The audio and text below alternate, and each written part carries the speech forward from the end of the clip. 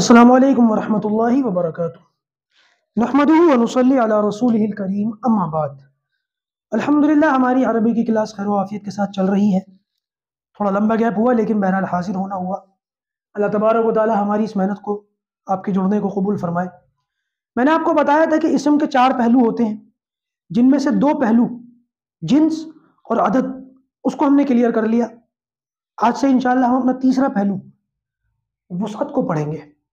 میں نے آپ کے سامنے وسعت کے بارے میں یہاں لکھ بھی دیا ہے، پہلے ہی لکھ دیا ہے، اور اگر آپ کو یاد ہو تو جب میں ان کا تعارف کروا رہا تھا تب میں نے آپ کو یہ بات بتائی تھی کہ وسعت، اس کی 2 قسمیں ہیں۔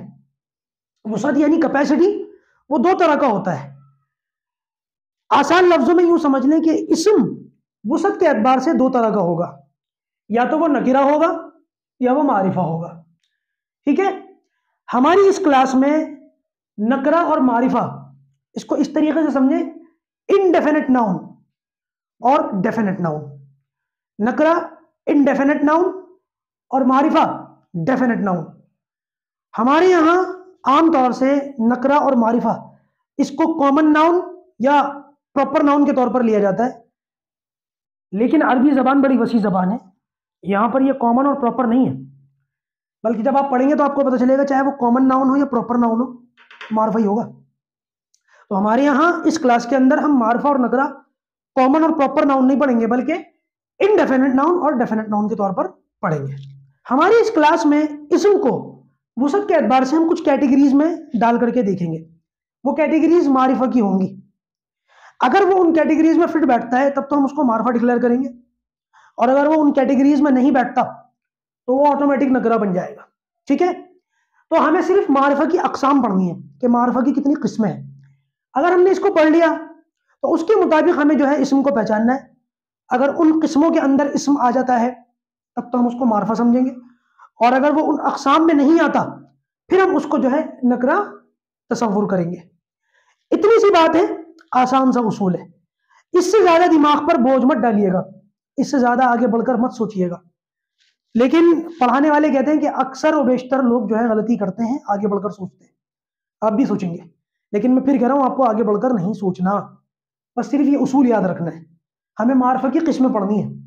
جو اسم ان اقسام میں، ان قسموں میں آ جائے گا وہ معرفہ ہے، جو اس میں نہ آئے وہ نکرہ ہے۔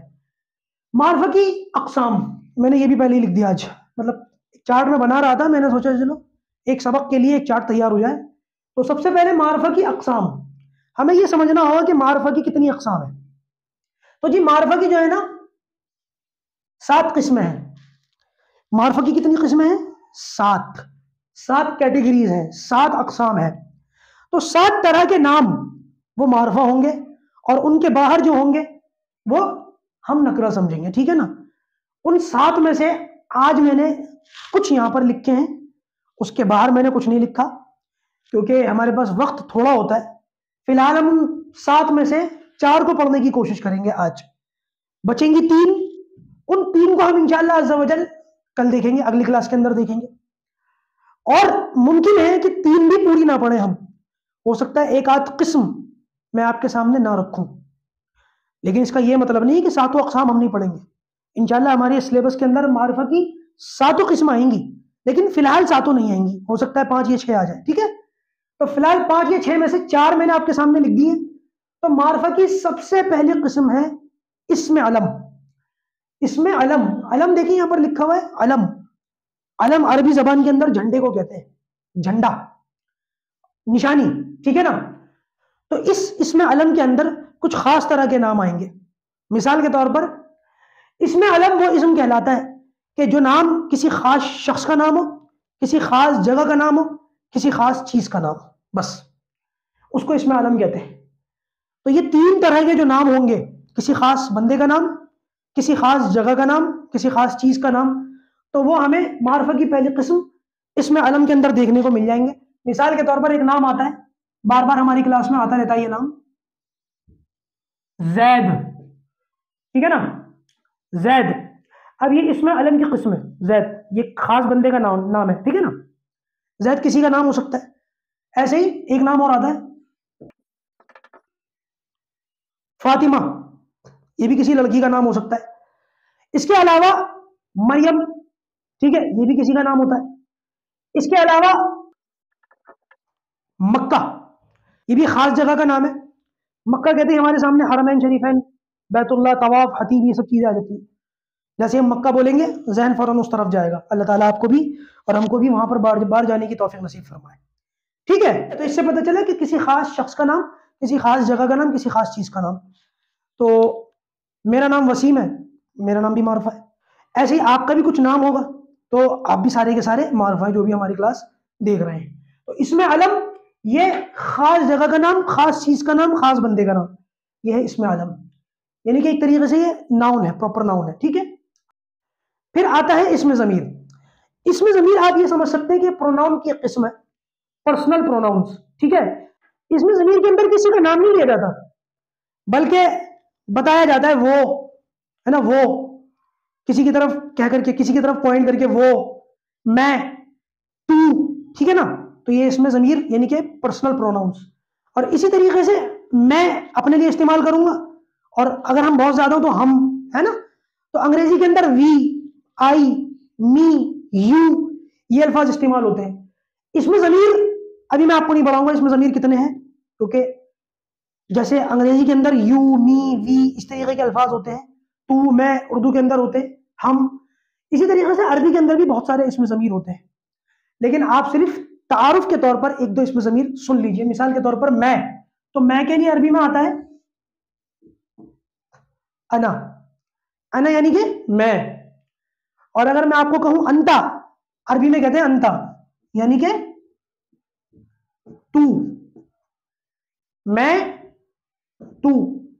ایک لفظ اور لے لیں، نحنو، یعنی کہ ہم، ٹھیک ہے، میں، تو، ہم، انا، انتا، نحنو۔ اور بھی ہوتے ہیں اس میں ضمائر، میں نے صرف تعارف کے طور پر یہاں دو تین لکھ دیے، ٹھیک ہے۔ چلے بھائی، یہ تو دوسری قسم ہو گئی اسم ضمیر، یہ معرفہ، اسم علم، یہ معرفہ، اسم ضمیر۔ اس کے علاوہ معرفہ کی تیسری قسم ہے اس میں اشارہ۔ اس میں بھی کسی کا نام نہیں لیا جاتا، بلکہ یہ بھی پروناؤنس کی ایک قسم ہے، اس کو کہتے ہیں ڈیمونسٹریٹو پروناؤنس۔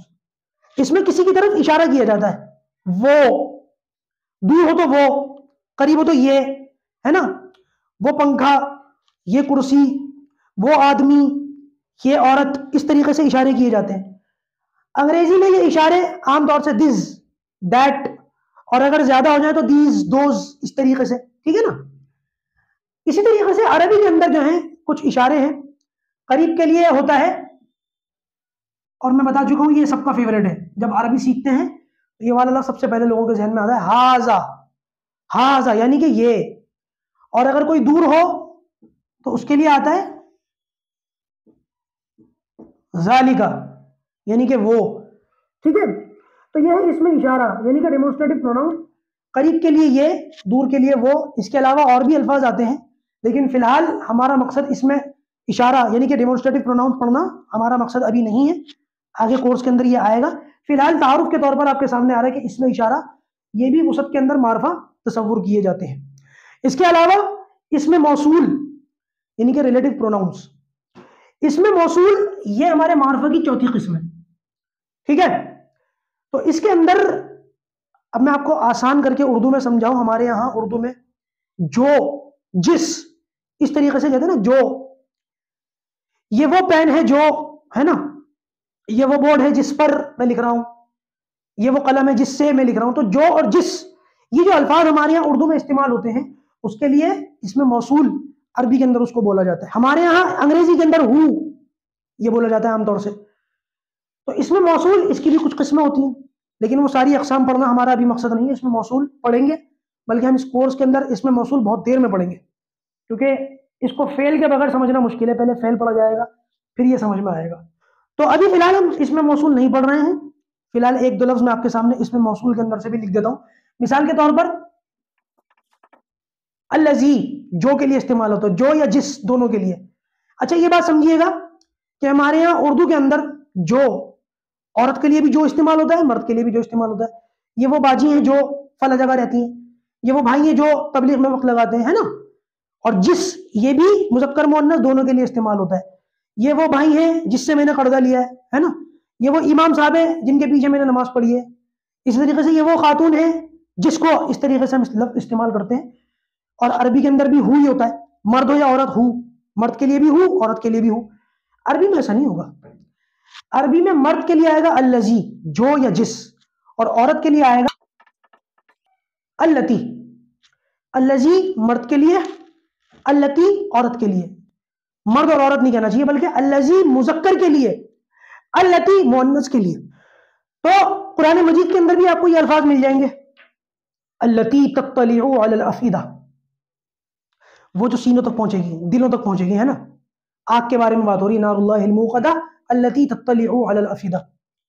اسی طریقے سے الذی خلق الموت والحیات لیبلوکم ایکم احسن عملا، اللہ تعالیٰ نے موت زندگی کے نظام کو بنایا ہے تاکہ انسان کا امتحان ہو کہ کون اچھا عمل کرتا ہے، ٹھیک ہے نا؟ تو الذی، کیونکہ اللہ تعالیٰ مذکر مؤنث نہیں ہے، لیکن اللہ تعالیٰ کے لیے مذکر کا صیغہ استعمال ہوتا ہے عربی زبان کے اندر، ٹھیک ہے نا؟ تو الذی مذکر کے لیے، اللتی مؤنث کے لیے۔ فی الحال ہم نے 4 کیٹیگریز پڑھ لی، میں نے بتایا تھا 7 ہیں، جن میں سے 3 ابھی ہم نے نہیں پڑھی۔ اگلی کلاس کے اندر ہم دیکھیں گے کہ ان 3 کو بھی پڑھنا ہے یا نہیں پڑھنا، پڑھنا ہے تو کتنا پڑھنا ہے، یہ اگلی کلاس کے اندر ہم دیکھیں گے۔ فی الحال اس کو آپ یاد رکھیں، اچھی طریقے سے سمجھیں، اور ان کے نام بھی یاد رکھیں، اس میں علم، اس میں ضمیر، اس میں اشارہ، اس میں موصول۔ اس سے آپ کو آسانی ہوگی، کیونکہ یہ جو الفاظ ہوتے ہیں نا کلاس کے، یہ الفاظ آگے جا کے کلاس کے اندر بار بار آئیں گے، تو اگر آپ ان ناموں کو یاد رکھیں گے تو آگے کی کلاس لینا آپ کے لیے آسان ہو جائے گا۔ فی الحال ہم آج کا سبق یہیں تک رکھتے ہیں۔ اللہ تبارک و تعالیٰ عربی زبان کا سمجھنا ہمارے لیے آسان فرمائے۔ السلام علیکم ورحمۃ اللہ وبرکاتہ۔